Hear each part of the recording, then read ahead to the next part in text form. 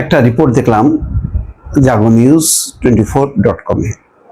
শিক্ষা ক্যাডারের কর্মকর্তা থাকার কথা ক্লাসে, অথচ মাঠে ব্যস্ত আওয়ামী লীগের লিফলেট বিতরণে। যে কর্মকর্তার ক্লাসে ব্যস্ত থাকার কথা, তিনি লিফলেট বিতরণ করছেন। মানে সম্ভবত এদের একটু হুঁশ জ্ঞান একটু কম, মনে করছে যে এখনো বোধহয় আওয়ামী লীগ ক্ষমতায় আছে, সুতরাং লিফলেট বিতরণ করলে কোনো সমস্যা নেই। হ্যাঁ, এরকমই ঘটনা। এটা ঢাকায় আওয়ামী লীগের লিফলেট বিতরণ করছেন লালমনিরহাটের একটি কলেজের শিক্ষক মুকিব মিয়া, লাল চিহ্নিত, অর্থাৎ লালমনিরহাটের তিনি ঢাকায় থাকেন, আওয়ামী লীগের লিফলেট তিনি বিতরণ করছেন। চাকরিবিধি লঙ্ঘন করে অন্তর্বর্তী সরকারের পদত্যাগ দাবিতে আওয়ামী লীগের লিফলেট বিতরণ করছেন মুকিব মিয়া নামে শিক্ষা ক্যাডারের একজন কর্মকর্তা।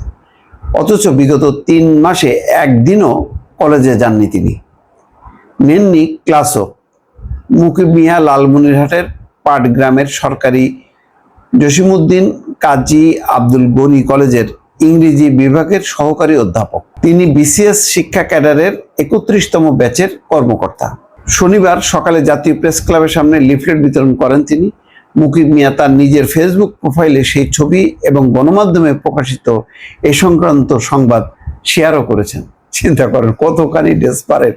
হ্যাঁ, জানা যায় মুকিব মিয়া ঢাকা বিশ্ববিদ্যালয়ের সাবেক শিক্ষার্থী। তিনি নিষিদ্ধ ঘোষিত বাংলাদেশ ছাত্রলীগের সোহাগ নাজমুল কমিটির গণ শিক্ষা বিষয়ক সম্পাদক ছিলেন। আওয়ামী লীগ সরকারের শাসনামলে টানা 10 বছর তিনি শিক্ষা মন্ত্রণালয়ের পরিদর্শন এবং নিরীক্ষা অধিদপ্তরে কর্মরত ছিলেন। সে সময় তিনি নিয়মিত আওয়ামী লীগ, যুবলীগ, ছাত্রলীগের দলীয় কর্মসূচিতে অংশ নিতেন। তাছাড়া শিক্ষকদের ভয়ভীতি দেখিয়ে অর্থ আদায়ের অভিযোগ রয়েছে তার বিরুদ্ধে। যাক, এইটা তো সে মানে করবেই আর কি, কারণ এই ধরনের করাপশন শিক্ষা ডিপার্টমেন্টে। কিন্তু ওই যে তার অভ্যাস, তখন থেকেই তিনি শিক্ষা ক্যাডারের কর্মকর্তা হবার পরেও তিনি দলীয় কর্মসূচিতে অংশ নিতেন, এতে কোনো সমস্যা ছিল না। সে সময় আমরা অনেক রিপোর্ট করেছি যে বিভিন্ন শিক্ষক, প্রিন্সিপাল, অধ্যাপক তারা রীতিমতো আওয়ামী লীগের মিছিলে, আওয়ামী লীগের সমাবেশে যোগ দিচ্ছেন, মিছিল করছেন, এবং এটা সরকার, দল, প্রশাসন সব এক হয়ে গেছিল। তো এখনো বোধহয় সেই ভূতটা তার মাথার মধ্যে আছে।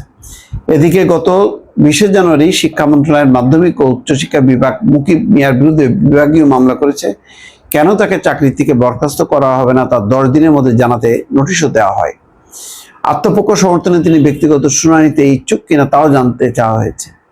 খোঁজ নিয়ে জানা যায়, সরকারি চাকরিজীবীদের সামাজিক যোগাযোগ মাধ্যমে সরকারের সমালোচনা করার সুযোগ না থাকলেও ডক্টর মোহাম্মদ ইউনূস এবং তার নেতৃত্বাধীন অন্তর্বর্তী সরকারের কড়া সমালোচনা করে মুকিব মিয়া নিয়মিত ফেসবুকে লেখালেখি করেন।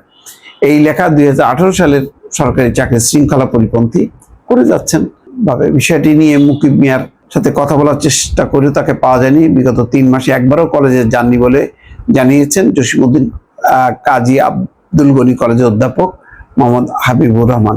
অধ্যক্ষ বলেন, মুকিব মিয়া গত 3 মাসের বেশি সময়ের মধ্যে একদিনও কলেজে আসেনি। তিনি অনলাইনে যোগদানের আবেদন করেছিলেন, তা গ্রহণ করা হয়, কিন্তু তিনি যোগদানের হার্ড কপি জমা দেননি।